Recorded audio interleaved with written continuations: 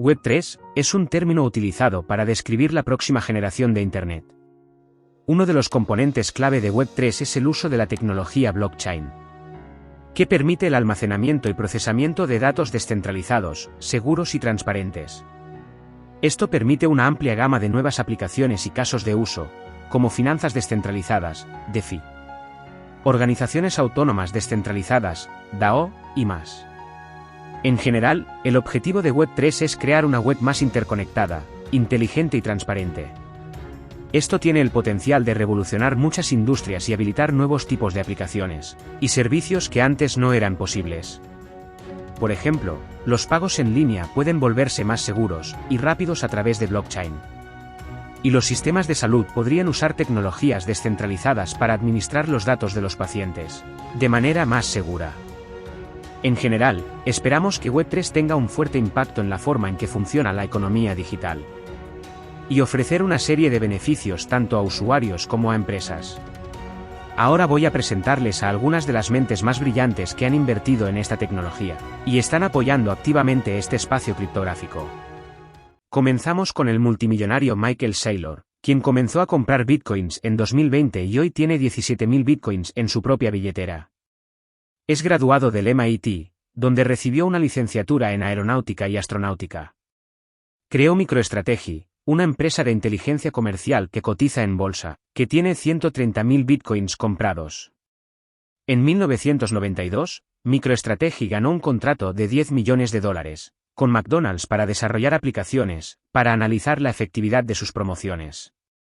Es autor y publicista. Ha escrito varios libros sobre temas relacionados con los negocios, la tecnología y la economía. Fue nombrado una de las 100 personas más influyentes en los negocios por la revista Fortune. The reason I say do not sell your Bitcoin is because if I look back at my life as an investor, the things that I regret are when I found a really good idea and I underinvested in it. Like Google was a good idea, Facebook was a good idea, Apple was a good idea, Amazon was a good idea. A digital monopoly that changes the world for 1 billion people is a good idea. And yet, the most common two mistakes after finding a good idea is, first mistake is someone says something, they talk crap about your idea, there's FUD, oh, Australia's going to tax Google, or somebody's going to Amazon's going to get regulated, or something will happen, and so people panic sell. And so whenever there's anxiety in the market and you panic sell and then you never buy back in, you regret that. And the second thing you always regret is you wish you bought more.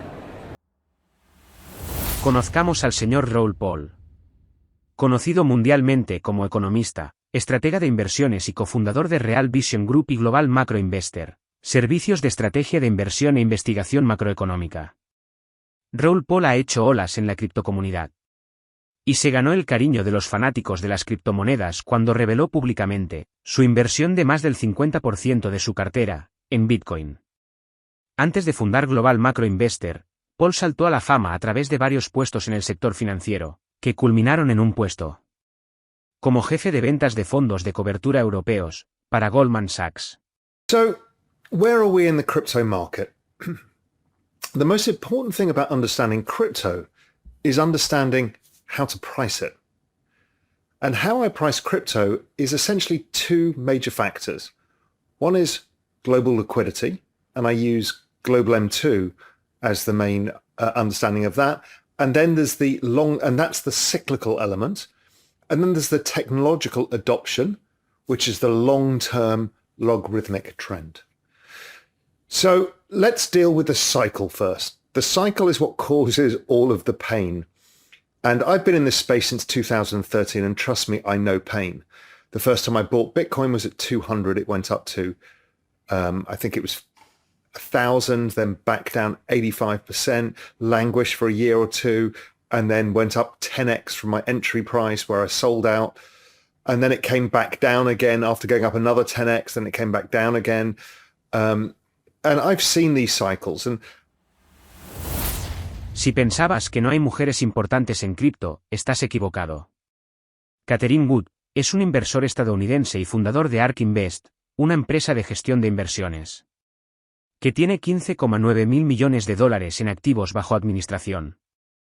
Good fue seleccionada por la revista Forbes 50 Over 50 en el año 2021, formado por empresarios, líderes, científicos y creadores mayores de 50 años. The blockchains, let's use the Bitcoin blockchain and Ethereum, what you'll find is they have the infrastructure, the technology has not skipped a beat throughout this entire crisis. In fact, the hash rate, Bitcoin's hash rate is at an all-time high, and that is a real indication of the security of the network. On Ethereum, we're seeing the total value staked at 24 billion. That is an all-time high. So we think the infrastructure is working beautifully. Marc Andreessen es un empresario, inversor, ingeniero de software y multimillonario estadounidense. Andreessen, invitado frecuente en las conferencias de Silicon Valley, es uno de los 6 miembros World Wide Web Hall of Fame. Fue cofundador de Netscape Communications Corporation, la empresa que desarrolló el primer navegador web ampliamente utilizado por más de 1.000 millones de usuarios. Es miembro de la junta directiva de Facebook, eBay y HP, entre otros. A lot of the other critiques that you mentioned, a lot of them is basically it's a sign of this sector and these technologies kind of getting wrapped up into larger social and political debates that are happening kind of across our society. I think that's overwhelmingly a testament to the importance of what's happening here, right? Like, it's one thing. There's this great book, another great book I'll recommend. It's a book written 50 years ago by this guy Elting Morrison about the societal adoption of new technologies, and he says societal adoption of new technologies always follows a 3-step process. Step 1 is ignore. People just don't pay any attention to it because it's just obviously silly or trivial, or people just haven't even heard of it. Step 2 is refute, in which you get a long list of basically substantive objections. Right, it's like the examples we went through around the internet early on, or the early luggable PCs. You get all of these actual concrete objections to why the new thing can't work. And then step 3, he says, step 3 is name calling. Right. Step 3 is when people get mad, right? And step 3 is when people get mad, they start doing name calling. And the reason they get mad and they start doing name calling is because they basically realize in their gut that the new thing actually is really important. Like, it's actually a really big deal. It's not going away. It actually hasn't been ignored. It can't be ignored. It hasn't been refuted and can't be refuted ultimately, because the problems are going to get fixed. And then basically it's going to be a thing. And when it's a thing, like when a new technology comes into society and actually works, it represents a reordering of power and status, right? And it basically shifts who's in charge, and it shifts who has authority and who has influence, and ultimately, right, who makes money, and all these other things. And so people get really, really upset. And basically, I think that's the phase we're entering now. And as part of that is you just basically get the technology all of a sudden gets wrapped up in these broader political and social debates where people are kind of already mad about the direction in which society's, headed, or they're already scared about the direction society's headed. And so they kind of pull all this stuff in. Mark Cuban es un empresario multimillonario estadounidense, personalidad de la televisión y propietario de medios que tiene un valor neto estimado de 4,8 mil millones de dólares, según la revista Forbes, y ocupó el puesto 177 en la lista Forbes 400 de 2020. Es propietario del equipo de baloncesto profesional Dallas Mavericks en NBA, y copropietario de 29x29 Entertainment. Well, with crypto, it's very analogous to that. We're in the early hassle phases. Now, the very earliest of crypto, however you want to decide the beginning with Bitcoin or whatever, has been around 12 years. But in terms of applications with smart contracts, that's only 2017 for the most part. And so we're really only 5 years in. So I'm still really bullish on crypto. We had some early wins, just like, streaming audio with sports and news.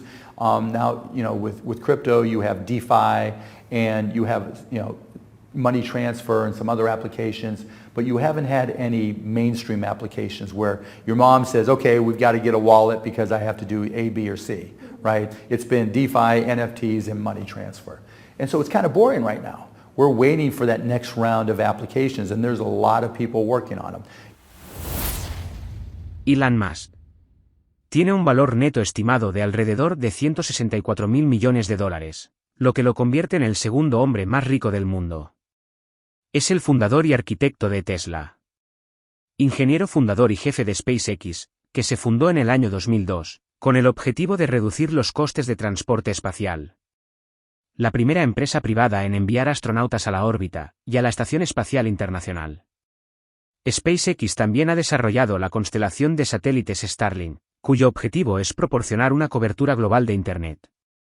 En febrero de 2021, tuiteó que Tesla aceptaría Bitcoin como forma de pago de sus productos, y ese mismo año, la compañía anunció que ha invertido 1,5 mil millones de dólares en Bitcoin.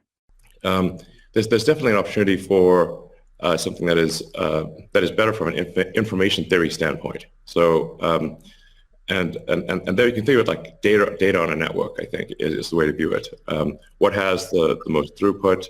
What has the least error? What drops the fewest packets? Fraud, for example, being a source of error. And government interference in currencies being a source of error. But it's fundamentally an information system. So I think it makes sense to support something that improves the quality of information with which we conduct the economy. And Bitcoin is a candidate for that. Espero que hayas disfrutado este vídeo sobre Web3 y hayas aprendido algo nuevo sobre esta tecnología tan innovadora. Como siempre, gracias por ver mi canal. No te olvides de suscribirte para ver más contenido interesante sobre tecnología y conocimiento en general.